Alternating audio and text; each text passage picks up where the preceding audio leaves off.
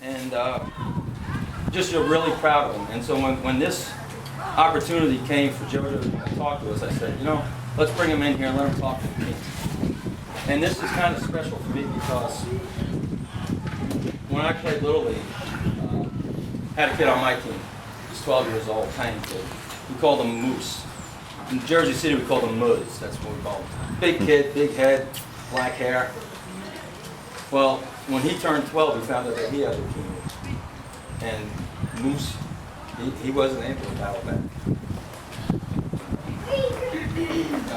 He passed away at 13.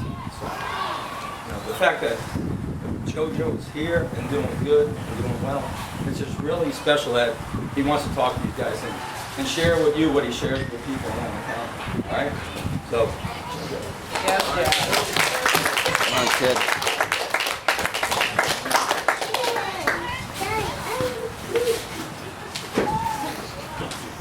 I know it's not really great for a guy to get teary in front of other guys, so if I do, I'll just let it slide.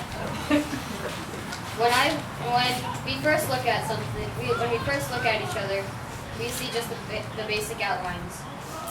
Like when we look at someone for the first time, we see just what they look like. Sometimes we judge, sometimes we help them, and other times we just walk by, right by and not acknowledge them.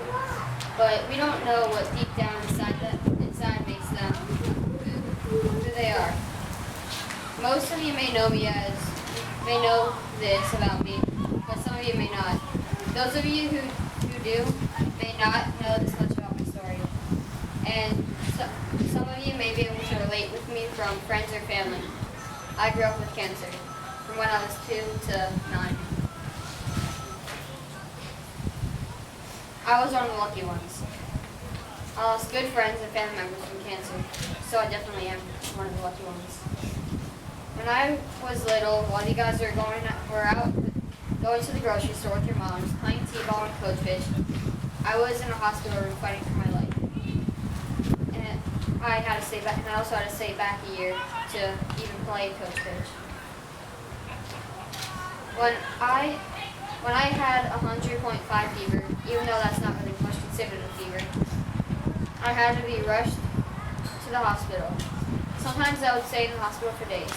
I also had lots and lots of chemo. When I was done and finished for the day, or I could leave the hospital after a couple days, I would get another low-grade fever and have to stay be there for even longer. I had to take shots that would boost my withering immune system. When I rarely got to go out in public, I had to wear a mask to keep the germs away. When I relapsed at 6 and a half, I asked my parents if I was going to die. During my second part of treatment, we just decided to make it fun. I would sit on my IV pole and have my dad push me down the halls.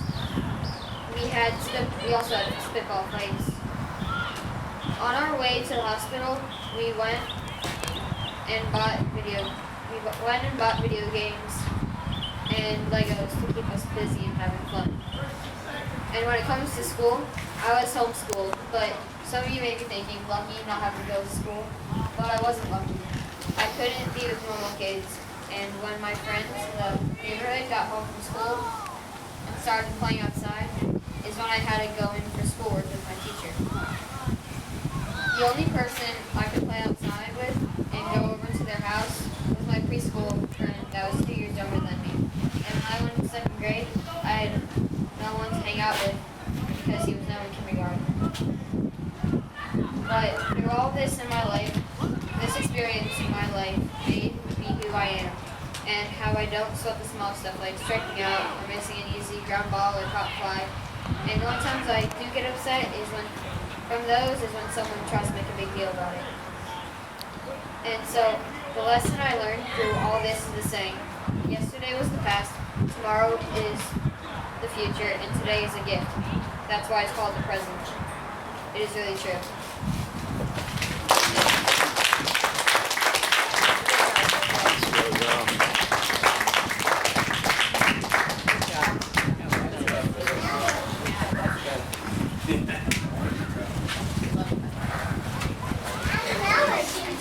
No, you can stop.